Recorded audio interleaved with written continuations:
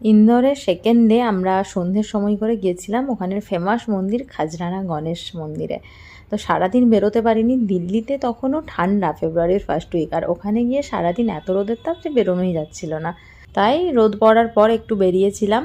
And এই মন্দিরে এসে একটা কাহিনী শুনলাম, যে এই মন্দিরটার পেছনে যে কাহিনীটা এখনও প্রচলিত আছে। এখানের স্থানীয় পণ্ডিতকে বহু বছর আগে স্বপ্ন এসেছিল যে এখানে একটা মন্দির স্থাপন করার, আর তখন হলকার বংশের মহারানী আহিল্যাবাই হলকার ওই স্বপ্নের কথা শুনেই মন্দিরটি স্থাপিত করে।